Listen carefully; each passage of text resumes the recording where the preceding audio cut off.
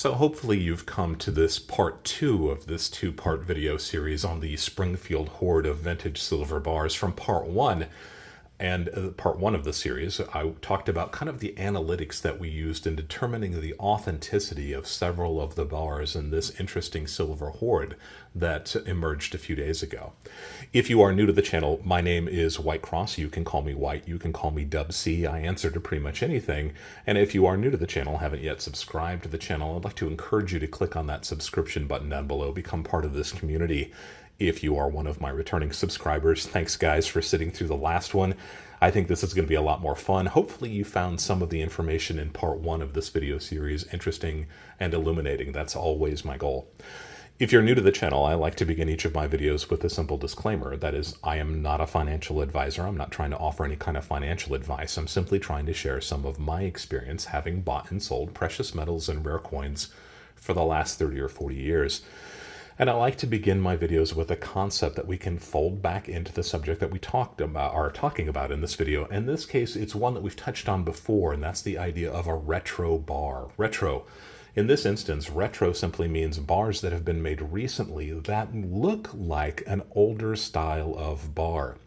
Now, the supply of genuine retro or older bars, like the 5 that you see here, these come from the Lydian Hoard, is quite tight. And a lot of people have decided that they like the looks of these older bars, so much so that a lot of the refiners out there are releasing bars that look similar to these bars, but have been made recently. So they are not trying to produce something that is inauthentic. They are simply trying to meet the demand, and the supply is too small to do that, so they are releasing these retro bars. That's what Englehard.com calls them. And they can fool people who don't know what they're looking for. So use caution, especially if you're looking at a bar like we're going to be talking about a little bit later. And I'll go into it some detail when we actually pick up this bar, this one from Silvertown. A little spoiler alert. So the idea of a retro bar, something we've talked about before, a bar that was been made recently, but that looks a little bit older. So when I left the last video, I was kind of exiting from the coin shop, having an opportunity to discuss the items that we had seen in this hoard with my dealer, leaving my dealer to finish negotiations with their customer. Remember, like I said in the last video, try to be nice, try to get out of the way as quickly as possible, let your dealer do the work that they need to do, and that's ultimately going to help you in the end. So on the way home, I was thinking about all the bars that I had seen. I was thinking about the one bar that I had taken a mental note of, the name of that bar, one that I had never seen before. So I wanted to go back home and research that. And I was also thinking in my mind how to arrange my finances. So in the event that my dealer was able to pick these pieces up, I too can pick up some of these bars that I'd seen in this hoard. Some of them were definitely interesting. And I worked on my finances overnight, and I looked up the name of this company, this bar that I hadn't ever seen before, and I think I got it down pretty well. So let me talk a little bit about how I came to the conclusion of which bars to buy. Now, we're going to try to use the sigma and the scale if I can remember it towards the end of this video, but I'm going to lay out the pieces that I picked. When I went into the Lydian Hoard, that was the last big hoard of about 40 silver bars that I bought last year, I had determined that I wanted to try to keep that entire collection intact. This was a considerably older collection of silver bars, and I admired the way that the person that had originally collected them had gone after maybe 5 or 6 makers, and that was it. So this collection was really vintage pieces from some of the most sought-after refiners from the late 60s, early 70s. This Springfield hoard, this newer hoard that I encountered recently, had some age to it, but a lot of the pieces that I saw were a lot more common. They were vintage, but they weren't especially rare. So I had already made the determination that I wasn't going to try to keep this entire hoard together should I be offered the opportunity to do so. And there were several reasons for that. Number one, my resources have been really tapped out, especially when it comes to silver recently. I've talked a little bit about my ratio of gold to silver and the fact that, in my opinion, my ratio is a little bit out of whack. I have far too much silver, and there's a couple of things that you can do when you find yourself in that situation. First off, if you're looking at a ratio of gold to silver, you can buy a bunch more gold. Fortunately, gold is pretty high right now too. So even though I've added a little bit of gold recently, it's not enough to really shift that ratio between gold and silver to a point where I'm comfortable.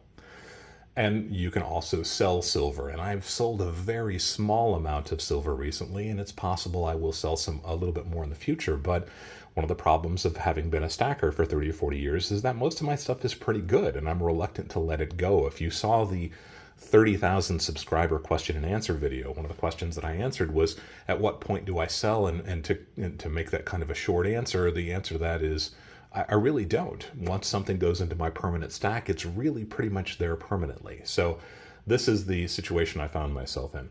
A little bit of limited resources. I've already sunk deeply into silver, especially with that Lydian hoard. That was somewhere in the order of 500 ounces of silver that I added last year, in addition to the odds and ends of pieces that I pick up periodically anyway. So yes, we're getting a little bit too deep into silver.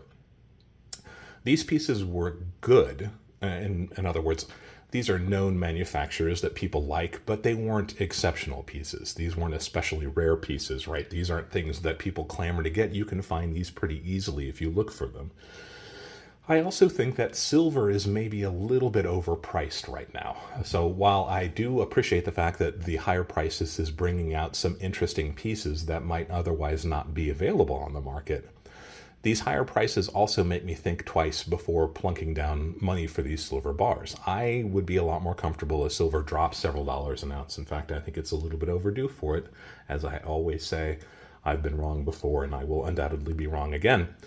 And then finally is a little bit of a less selfish point, and that's my dealer's got lots of other customers, and I'm not the only game in town. They need to keep those customers happy also. So if there were bars that might appeal to some other collectors, they should have a crack at those as well. I'm not being altruistic. Honestly, like I've said in the last video, and as I will kind of repeat over and over again, helping your dealer to build their business helps you also. So if they're able to get some of these bars out to their other customers, it's not like I'm being a great guy for doing that. It's ultimately helping my dealer become more successful, which will probably help me in the long run. So those are my thought processes for why I may not want to pick up this entire hoard of silver bars, but surely there were lots of pieces within that collection that I really wanted to get. And before I forget about it, and I'm not sure I spoke about it too much in the last video, after dealing with the individual who did wind up selling this collection to my dealer, so they did sell all of these pieces to my dealer, they indicated that this was roughly half of this collection. So if we were dealing with somewhere in the area of 40 silver bars, each one of them at least 10 ounces of silver, then there is a good possibility that there was going to be another 30, 40, 50 bars coming in at some time in the near future. I believe my dealer indicated that this person wasn't quite so interested in selling right now, but once you see that money come in, especially with these high prices, that can be a pretty good deciding factor, especially if there's really no emotional attachment to these pieces, right? They had inherited them and they didn't mean anything to them other than a paycheck. So I think that there's a good chance that the rest of this hoard will come in, and we have no idea what's going to be included in the rest of that hoard, right? There could be phenomenal pieces in there, especially if this was divvied up among people who don't really understand or know or care that much about classic silver bars, vintage silver bars.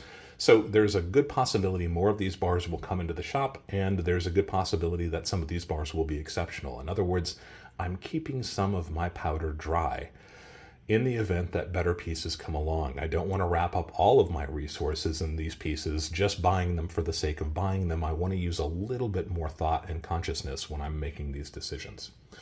I mentioned in the last video, some of the makers who were included in this, and those makers that I saw that were included in this included East Coast Refining. I believe that they're out of Florida. There were Silvertown bars. There was Wall Street Mint bars. Generally speaking, not really that interested in them, but I definitely saw some interesting pieces included in these commercial first series Englehard bars. There were plenty of these bars. Obviously, if you watched the last video, you know that there was somewhere around a dozen of these C and P prefix 12th series bars. But there are also a fair number of what I thought were 7th and 10th series Englehard silver bars. And again, I wasn't trying to interject myself into the middle of this discussion and paw through this collection. I could tell that they were older poured Englehard bars. but I couldn't tell if there were any interesting varieties, and I couldn't tell just right off of a really quick glance if they were 7th or 10th series bars, and I will talk about that a little bit in just a second here. So with all of that churning through my head, with all of these determining factors, I kind of decided somewhere around 10 of these silver bars from this hoard was what I was going to kind of look for. That was kind of a rough estimate of the numbers that I wanted to get. So first and foremost, the introduction to the pieces that I did pick up for the Springfield Hoard were a fair number of these poured Englehard bars. Now, these are all 7th series bars, and I'll talk a little bit about how we make that determination once you get the chance to see all of these. And of course, I made that noise because that's a beautiful sound to hear, right? 7th series Englehard poured bars. These are circa 1978 to 1979, and we know that because all Englehard has told us that. But again, the way that I make the determination between 7th and 10th series bars is this little gap between 9 number 2 and 9 number 3 and 999. Hopefully you can see that gap there. That's an indication to me that these are 7th series bars. And all of these bars are 7th series, so there were no 10th series bars in this group. So those 5 bars immediately piqued my interest. These are some of my favorite silver bars. They're some of my favorite Englehard silver bars. They're some of my favorite silver vehicles, regardless of the shape. So yes, definitely, if I could find those. What did I like about those? And I'm going to try to reiterate what I liked about each of these pieces, and you can see if you agree or disagree with me on these decisions. For perenglehard.com, these had a mintage of about 50,000 pieces. That's not small, but I think these are kind of a perennial favorite. You see, everybody wants to have these, so there is a large demand for it, even though if that is kind of a higher supply of them.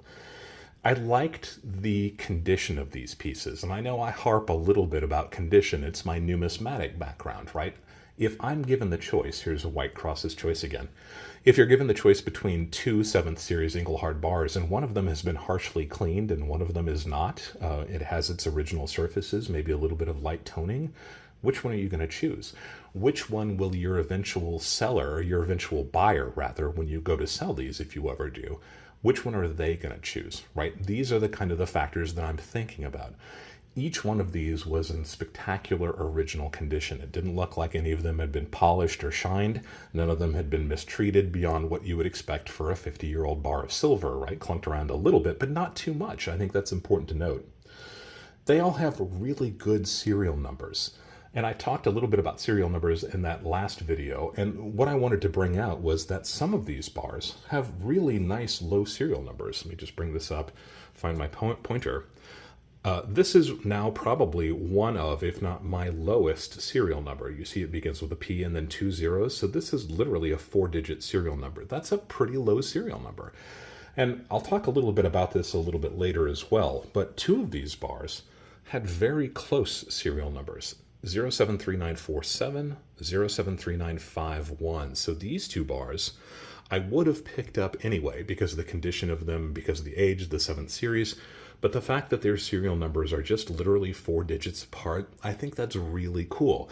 Whenever you get an opportunity to pick up bars like this, and everything else is equal, I do think those serial numbers play a part. At least they do for me. So a low serial number like this one, or serial numbers that are either consecutive or really close to being consecutive, I gravitate towards those first. I think that has just a little bit of extra oomph to it. There's just that little bit of extra specialness to those. So that's how I use serial numbers to make a determining factor of whether or not I'm going to pick up silver bars, at least sometimes. And we'll talk about that a little bit later as well. And then the final note that I wanted to make about these is that several of these bars have exceptional cooling lines. I'm trying to find the best example so you can see what I'm talking about. This is the back of these bars. This is why these bars are sometimes called waffle back bars. You can see that's almost a waffle pattern. These are the cooling lines from when these bars were turned out of the mold, or even when they were still inside the mold. Some people say it's from the conveyor belts used in Englehard. I suppose it's possible. But those cooling lines are really beautiful. These are just phenomenal, really rock solid, interesting looking cooling lines. That individuality of these bars, the fact that they're not all cookie cutters, there's something a little bit different about each one of them, just adds a little bit of interest to them, at least in my opinion. It's kind of charming to see pieces that aren't 100% antiseptic and exactly the same. So that's determining factors why I chose the 7th series bars from Englehard. I probably would have picked them up anyway.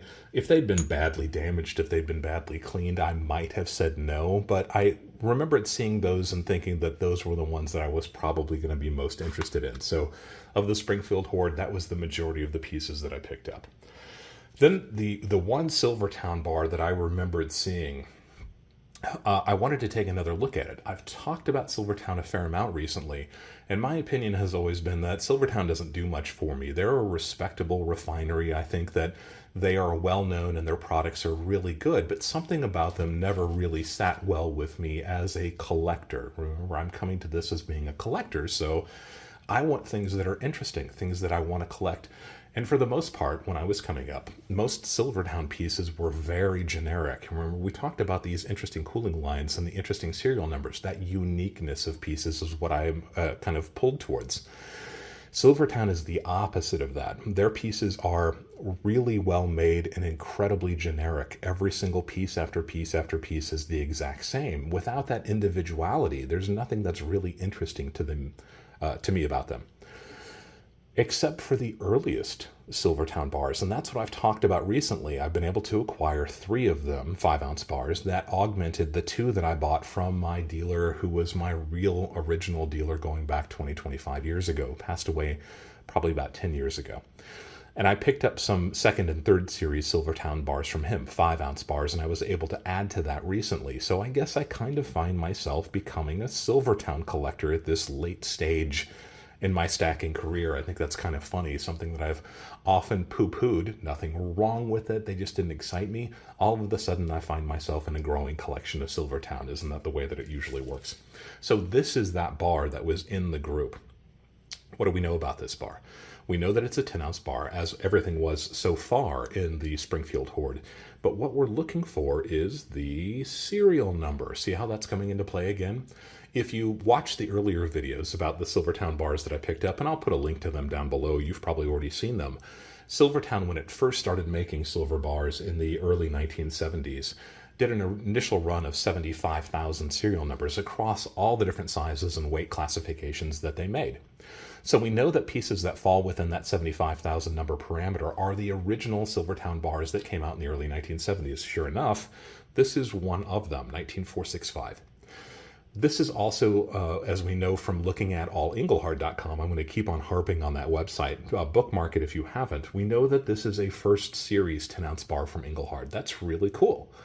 And I'd never had a 10-ounce bar from Silvertown before, at least as far as I can remember. I know I've had several 5-ounce bars and a lot of those 1-ounce silver bars, again, those generic ones, early in my career. But when I started getting a little bit more particular about the pieces I was picking up, I never really encountered Silvertown. We know that the verbiage on this bar is appropriate for that 1st series of bars, but also check out the cooling lines on the back of this one. This is something that's kind of cool, and I've never seen that before. It is probably quite common on these early Silvertown bars, but this is almost a waffle back pattern. Silvertown and Englehard did co-produce some bars, and I was really hoping, given that the number of Englehard bars that I witnessed originally when I was first glancing through this Springfield Hoard, I thought maybe this is one of those co-branded bars that was made, I believe, by Englehard for Silvertown. And it's not, unfortunately, but it's still a very good, very early 1st series 10-ounce silver bar from Silvertown. And that makes it my first real 10-ounce poured bar from Silvertown. And that's why I like it. So yeah, I'm glad to have it. Per allenglehard.com, there were 50,000 of these pieces issued as well. So very similar number between the 7th series and the Silvertown bars, the 7th series Englehard bars.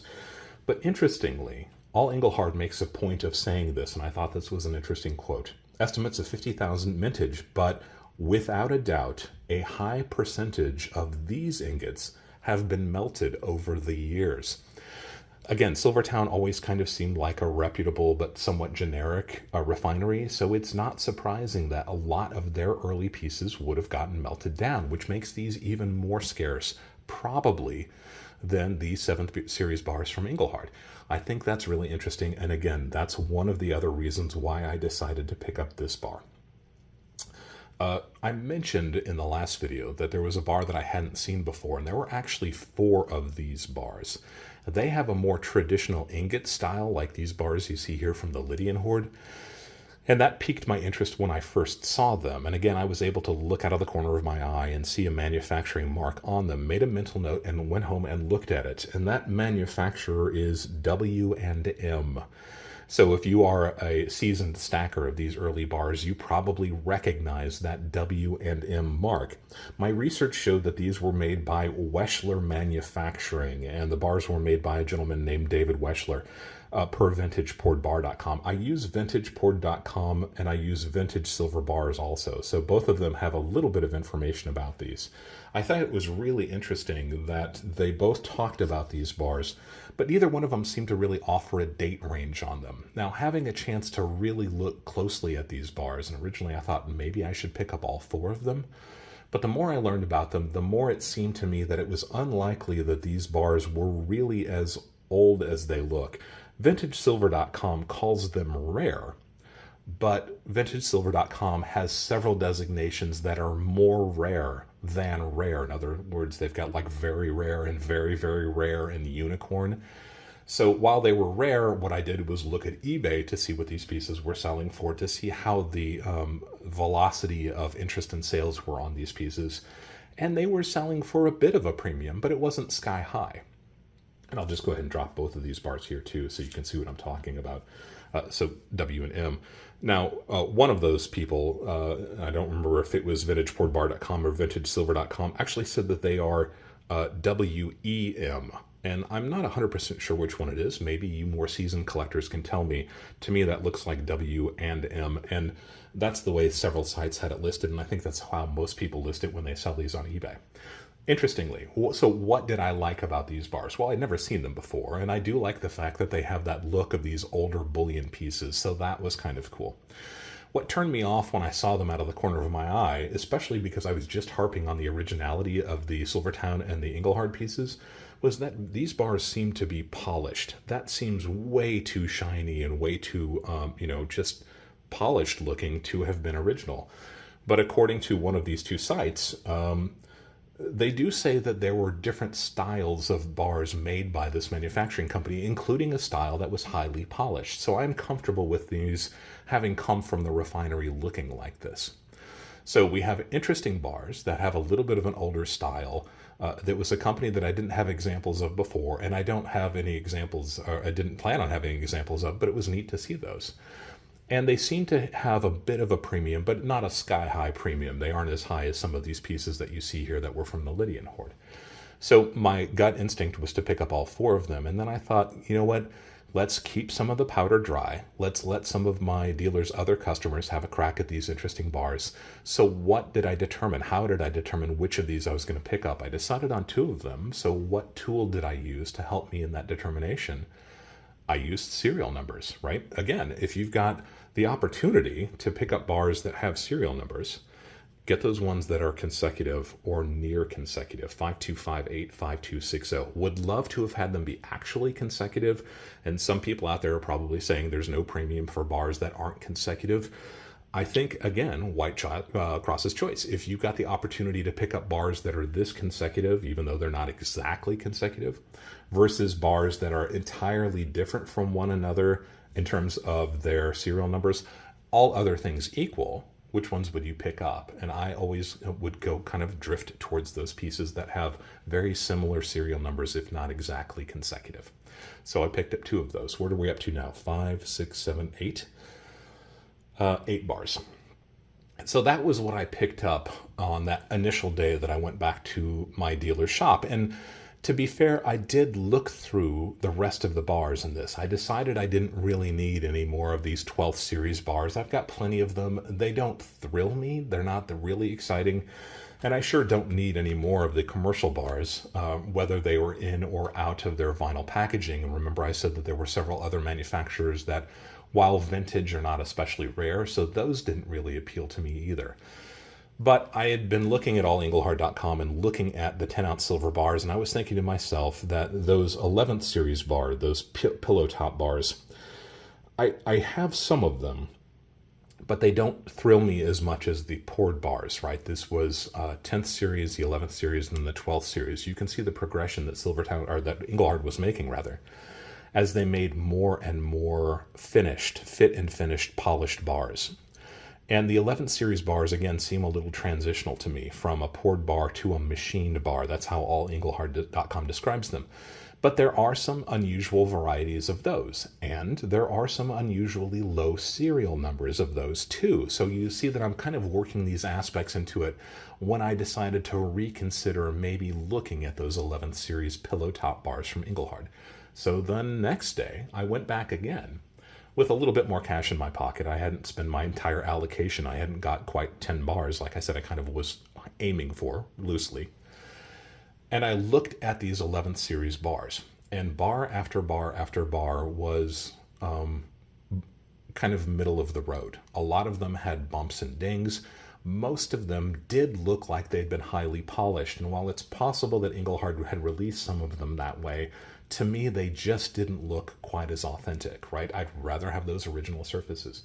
There were no exceptionally low serial numbers, and there were no interesting varieties as far as I can tell. Everything looked like it was your standard boilerplate 11th series bar that was in less than exceptional condition, with one exception.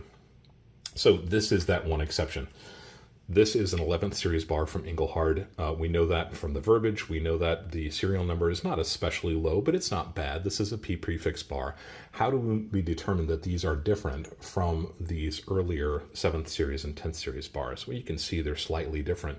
But really, those tops on the pillow top, they're called pillow top for a reason. And also because when you're comparing the backs of these, which one had the really cool cooling lines? We'll just take one of those for an example. This is the cooling lines on the 7th series bar. This is the back of the 11th series bar. You see how tightly machined that finish is. It's got cartwheel luster to it, right? This bar had exceptional surfaces. I love the surfaces on the bar, just a little bit of natural patina starting to show up. I like the fact that the back was absolutely flawless. That to me just looks really cool. And something about these, and this sounds almost a little bit hyperbolic, but since you asked and you're watching why I decided to pick up this bar, if you're familiar with Japanese katana, Japanese swords, and I'm not that familiar with them, but I like the edge on these 11th series bars, and that's what it reminds me of. If I remember correctly, this is like the shinogi of the Haman. That's what this rough cooling line is. These were amounts of clay that were put onto the blades of these Japanese samurai swords when they were forging them to protect them and make them a different density. And that's what that reminds me of. I know that might be a bridge too far for some of you guys, but I think you can enjoy your silver. There's no reason not to. And if you've got something on it that just looks kind of cool, and that looks really neat, doesn't it? Just that bright, shiny polished versus this really roughed edge, that does kind of almost look like a Japanese samurai sword to me. And I thought that that was really cool. Hey, I can get excited about bullion too. So I like the surface of it. I like the quality of this bar. These edges, these bottom edges, razor sharp. This could really literally cut you. And that tells me that this bar has not been mistreated in the 45, 50 years since it was been released. And I like that too. So that is the last bar so far that I have bought from the Springfield Hoard of vintage bars. Original amount was somewhere in that 40 range, maybe 4 dozen, so somewhere in that area, 40 to 50 bars, I believe. That represents half of this collection. There's a very good chance that the other half of this collection will come into the shop at some time in the near future. And if it does, I wanted to keep some powder dry in the event that there is something truly exceptional in that group as well. So what do you think? The 9 bars that I picked up, would you have done the same thing? I already heard a whole bunch of people saying I should have picked up the other 2 bars from W and M, the Wesler bars. But I told you there was a pretty good reason to leave those, leaving a little bit of my powder dry, letting some of my dealers, other customers have access to these types of bars. I got the 2 that were very close together in terms of serial number. Everything else was about the same. The condition and everything else looked very, very similar. So I'm happy with these 2, and I'm glad that I got those 2 to add to my collection, but I didn't want to get any deeper into these. Had these been exceptionally rare, of course I would have scrambled to try to pick them up. But just as interesting oddities to add to the group, I think it was fun. I love the Silvertown. I love having a 10-ounce bar now from Silvertown with this original serial number in fantastic condition. I think that's amazing. As always, the favorites of my stack are always going to be Englehard pieces, especially those 7th series poured bars. So those are really cool. Anytime I can pick those up, if they are in exceptional condition, I will snag those. And I definitely did that here. And I'm even pretty pleased with this 11th series pillow top bar that was in such fantastic condition that I felt like it was a great choice to add from that group of pieces. Would you have picked up those Wall Street pieces? Would you have picked up those Southeast refining pieces? Is there anything else that you saw in the image of the Springfield Hoard that you would have grabbed? I'm probably going to kick myself later for not picking up some more of those 12th series bars, especially those that are in their original plastic, and even some of the better first series commercial, those vertical bars. But I've got plenty of those, and again, the concept of catch and release, in other words, buying these pieces to sell them and make a few bucks, just didn't really seem worth it to me at this point. With silver this elevated, I'm pleased with actually buying the pieces that are going to be part of my permanent collection without having to think about how I'm going to go through the process of offloading these pieces at some point in the future just to make a few dollars. And nothing wrong with that. I do it periodically, but for me, it just didn't seem like the right thing to do. So really briefly, before I let you go, we're just going to get some weights and some calculations with the sigma on these pieces so you can see where these pieces fall. Let's start with the scale. And as always, it should be on a hard surface, and it's not going to be, let's try to arrange this so you can actually see it. How about that? Starting with these Wesler bars, 10.03, 10.05, I believe the Silvertown's a little bit heavy too, 10.05, skipping to the Englehard 7th series, 10.01. Remember I said that these are almost always just a little bit heavy. Let's see if I'm wrong. 10.02, like this low serial number, 10.02, 10.03, the last of the 7th series bars, 10.03, and then the only 11th series bar, 10.01. So all of the Englehard bars, in fact, everything that we looked at just now is overweight, and that's really honestly what I want to see. I'm comfortable with that, even though we did have this on the Navajo blanket, and that can make a difference. Let's just check them really quickly with the sigma. We're moving it down to 99.9%. We're going to run calc, and we're going to put them back in order. I would call that probably a -1 on the Silvertown. Again, there's no reason to doubt that's authenticity. That's just how I would read it. Smack dab in the middle on the Wesler bar, the other one exactly in the middle. And you can see when you've got one of these and you know how to use it, you can burn through these really quickly. 7th series bar right in the middle. Maybe a -1 on this one. Smack dab in the middle. That's again 0. That's how I would designate that position. A 0 position there too. 0, and finally the 11th series bar, 0. Spot on, right in the middle. So every one of these bars checks out with the sigma. Every one of these bars is just slightly ahead of where you might expect it to be on the weight. And those are the bars from the Springfield Hoard of vintage bars. Let me know if you would have done things differently, and let me know if you agree with my thought processes, if there's anything that you thought was particularly brilliant that I decided to use as a designation for why I picked these pieces up.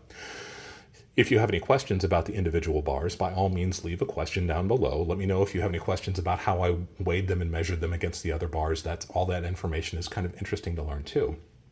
If you have suggestions about anything else you'd like to see me make videos about, whether it's bullion or coins, by all means leave that question down below or that comment down below, and I'll try to read it and get to it if I possibly can. We do have some videos coming out pretty soon that are based on suggestions of my subscribers, and I will give you credit if we make a video that uses your idea. I think that's really a cool thing to do. If you haven't yet subscribed, go ahead and click on that subscription button now. Share this with everybody else that you can think of might be interested in it. If you didn't watch the first volume of the series, you might want to go back and take a look at it. I thought it was pretty interesting, even if it might have been just a little bit dry. And as always, thank you for allowing me to be a part of your journey as you go deeper into the world of coins and physical precious metals.